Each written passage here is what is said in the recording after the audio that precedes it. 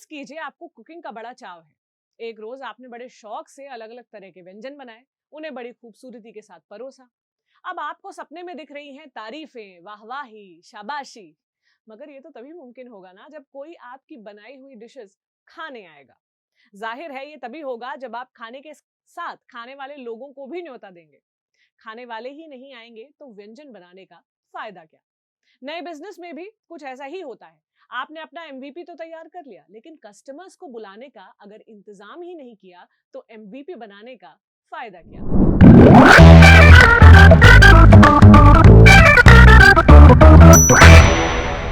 हाय, मैं हूं प्रतीक्षा और आप देख रहे हैं योर स्टोरी हिंदी का खास प्रोग्राम स्टार्टअप की पाठशाला। आपने वो लाइन तो सुनी ही होगी कि कुआं प्यासे के पास नहीं जाता, प्यासा कुएं के पास जाता है। बस यही हाल कस्टमर्स के मामले में भी होता है, खासकर जब आप पहला कस्टमर बना रहे हो तब। दरअसल जब आप बिजनेस नया शुरू कर रहे होंगे तब गिने चुने लोगों को छोड़कर आपके बिजनेस या प्रोडक्ट के बारे में नाम मात्र की जानकारी भी नहीं होगी। जब लोग जानेंगे ही नहीं तो चर्चे कैसे फैलेंगे। कुल मिलाकर सवाल ये उठता है कि कस्टमर्स को बिजनेस तक कैसे लाएं। इस सवाल का बहुत आसान सा जवाब है, आपको पीटना होगा ढिंढोरा अपने बिजनेस का, अपने प्रोडक्ट या सर्विस का।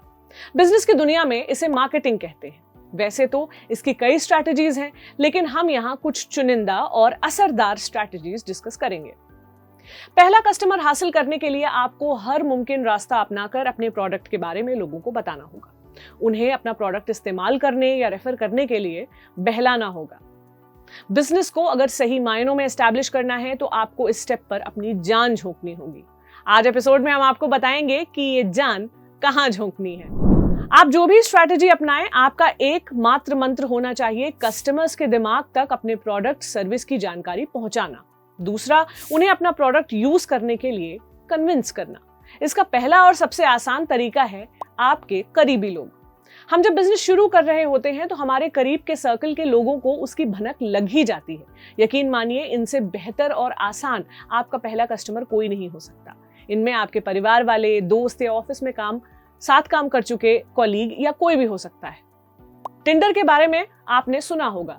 तब के समय में टिंडर की सीएमओ विटनी वुल्फ बड़े बड़े कॉलेजों में टूर प्लान करती थी। वहां वो फीमेल कॉलेज ग्रुप्स के बीच जाती थी, अपना प्रेजेंटेशन दिखाती और सभी लड़कियों से टिंडर इंस्टॉल करवाती थी।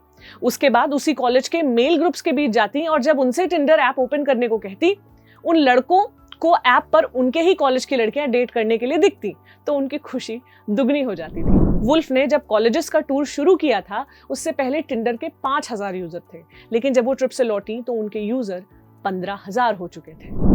कभी भी लोगों से अपने प्रोडक्ट को खरीदने के लिए कहने से हिचकिचाएं नहीं। ऐसा भी हो सकता है इनमें से कुछ लोगों को वाकई आपके प्रोडक्ट की जरूरत ना हो, या फिर कुछ लोगों के लिए वो अफोर्डेबल ना हो, मगर वो आपके प्रोडक्ट के बारे में कम से कम दूसरों को तो जरूर बता सकते हैं।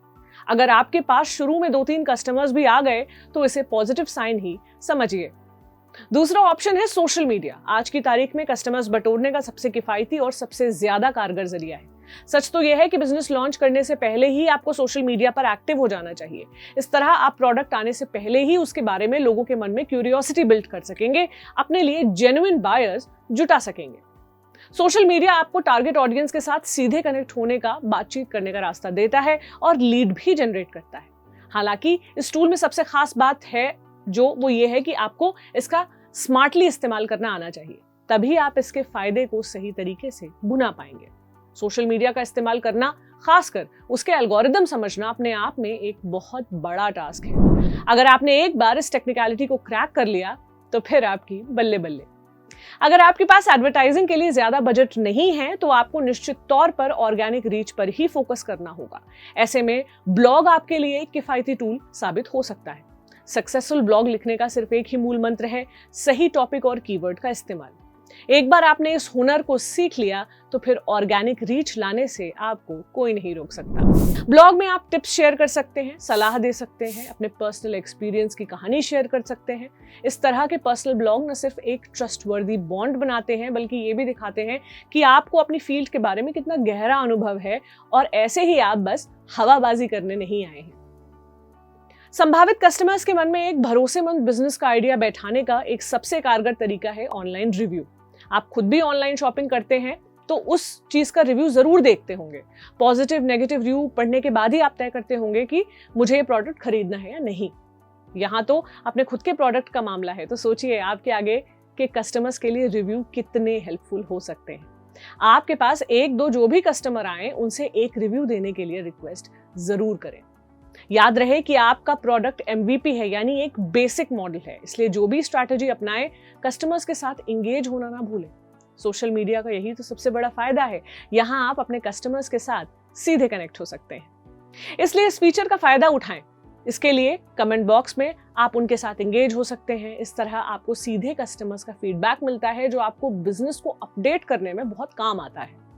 क्रेड के फाउंडर कुणाल शाह से लेकर जीरोधा के नितिन कामत और भी कई जाने माने फाउंडर्स अपने सोशल मीडिया प्लेटफॉर्म्स पर अक्सर यूजर्स के साथ एंगेज होते देखे जाते हैं, और कई बार तो इन्हें कमेंट बॉक्स में पड़ा किसी यूजर का कमेंट बहुत तगड़ा फीडबैक आइडिया दे देता है।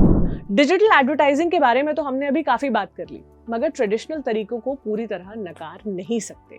जाने अनजाने में ही सही, आपको भी रेड सिग्नल के टाइम चौराहे के बीच किसी न किसी का पर्चा मिल ही जाता है। जी हाँ, उसी पर्चे की बात हम कर रहे हैं। उस वक्त आप या हम भले ही उसे फेंक देते हैं, मगर उनमें से इक्का दुक्का ही सही ऐसे भी लोग होते हैं जिनके लिए वो पर्चा काम कर जाता है। इसलिए फ्लायर जिंदाबाद। हम ऐसा क्यों कह रहे हैं ये भी आपको समझ आ जाएगा। स्नैपचैट से तो आप जरूर वाकिफ होंगे। इस ऐप के को-फाउंडर और CEO इवन स्पीगल एक एक शख्स से मिलकर उन्हें ऐप का ट्यूटोरियल दिखाते और कईयों से तो डाउनलोड भी करवाते। इवन ने वो किया जो किसी भी बिजनेस पर्सन को अपना पहला कस्टमर लाने के लिए करना चाहिए, वो है जी तोड़ कोशिश। इवन मॉल जाकर लोगों को स्नैपचैट का फ्लायर यानी पर्चा पकड़ाते थे। ये सब करते हुए आपको लग सकता है मैं लोगों के सामने कितना गिड़गिड़ा रहा हूं। आप निराश भी हो सकते हैं, लेकिन याद रखिए अपने प्रोडक्ट को बेचते समय आपके मन में जरा सी भी हिचकिचाहट नहीं होनी चाहिए। आपको जानकर हैरानी होगी कि कोरा के फाउंडर ने तो कई महीनों तक खुद ही सवाल पूछकर खुद ही को जवाब दिया। धीरे धीरे कोरा के फर्स्ट एम्प्लॉयज ने भी यही किया। तब जाकर कहीं कोरा पर ऑर्गेनिक यूजर आने शुरू हुए, और आज कोरा का लेवल क्या है आप जानते ही हैं। इंसानी फितरत होती है फ्री और डिस्काउंट के पीछे भागना। आपने खुद भी कई बार फ्री सैंपल और डिस्काउंट के पीछे कई बार शॉपिंग की होगी। बस वही अब आपको अपने कस्टमर्स को देना है। फ्री सैंपल देकर आप कस्टमर को अपने प्रोडक्ट सर्विस को समझने का मौका देते हैं। इस तरह क्रेडिबिलिटी भी बढ़ती है। 2013 में बॉस्टन में बस वर्कर्स की स्ट्राइक थी। स्ट्राइक में कुछ बच्चे स्कूल में ही फंस गए थे। उबर ने इसे अपॉर्चुनिटी की तरह देखा और उसने बॉस्टन पब्लिक स्कूल के स्टूडेंट्स को फ्री राइड देकर उन्हें घर पहुंचाया। उसकी हाइपर लोकल स्ट्रैटेजी ने रातों रात उसे तगड़ी पब्लिसिटी दिला दी। नतीजा ये हुआ कि 2013 के आखिर तक आते आते उबर 12 से बढ़कर 35 शहरों में पहुंच गई और उसका रेवेन्यू 18% तक बढ़ गया। कई बिजनेस थियरी में ये सलाह भी दी जाती है कि अपने फर्स्ट कस्टमर्स के लिए खासकर पहले महीने में स्पेशल प्रमोशनल ऑफर जरूर रखें। इस तरह आप एक बार में ज्यादा से ज्यादा कस्टमर्स जुटा सकते हैं। मिसाल के तौर पर गूगल पे को ले लेते हैं। ये उस समय की बात है जब गूगल पे तेज नाम से मार्केट में मौजूद था। गूगल पे नए कस्टमर्स को 100 रुपए से ऊपर के पहले ट्रांजैक्शन के बदले 50 रुपए देता था। मुझे आज भी याद है, सिर्फ इस 50 रुपए के चक्कर में उस वक्त मेरे ऑफिस में ना जाने कितने लोगों ने गूगल पे को इंस्टॉल कर लिया। न सिर्फ इंस्टॉल किया बल्कि अगल बगल दोस्त परिवार हर किसी को ये स्कीम भी बताई, और गूगल पे न जाने कहां कहां किस किस फोन में डाउनलोड होने लगा। यही तो उसे चाहिए था। ये स्ट्रैटेजी थी शुरू में फर्स्ट कस्टमर्स को अपना प्रोडक्ट यूज करने के लिए राजी करने की, जो उसने डिस्काउंट ऑफर जो कह लीजिए उसके जरिए किया। एक बार आपका कस्टमर बेस स्ट्रांग हो जाए तो फिर आपका प्रोडक्ट ही काफी होता है सेल के लिए, लेकिन शुरू में आपको एक्स्ट्रा केयर करनी ही पड़ती है। अपने बिजनेस को प्रमोट करने का एक और शानदार तरीका है आपके ब्रांड से जुड़े एग्जीबिशंस, इवेंट्स और मीटअप्स। ऐसी जगहों पर आपको कस्टमर्स मिलने के चांसेस तो होती हैं, साथ में अगर किस्मत चमक गई तो इन्वेस्टर्स भी मिल सकते हैं। अगर आपके पास बजट हो तो एडवर्टाइजिंग भी एक नायाब टूल हो सकता है। MDH तो आपको याद होगा, असली मसाले सच सच, MDH। अगर मेरी आवाज अच्छी होती तो मैं आपको गा के भी सुनाती। खैर, 100 साल से भी ज्यादा पुराने इस ब्रांड ने हमेशा क्रिएटिव एड्स से लोगों के बीच अपनी ब्रांड इमेज बनाई है। एक और खास बात, इस ब्रांड ने समय के साथ हमेशा खुद को अपग्रेड किया। पहले TVC और पेपर में एड्स दिए, फिर डिजिटल युग में इसने खुद को ढालने से पीछे नहीं रखा। आज कंपनी के पास खुद का डेडिकेटेड YouTube चैनल है जहां वो अपने TVC लॉन्च करती है। वैसे तो प्रमोशन, मार्केटिंग और एडवर्टाइजिंग के और भी तरीके हैं, मगर ये ऐसे कुछ एवरग्रीन स्ट्रैटेजीज हैं जो बेसिक हैं मगर दमदार हैं। तो ऑल द बेस्ट आपके अगले स्टेप के लिए। और इसी के साथ खत्म होता है हमारा आज का एपिसोड। अगले एपिसोड में आपसे फिर मुलाकात होगी एक नए टॉपिक पर। तब तक अपना ख्याल रखें। शुक्रिया।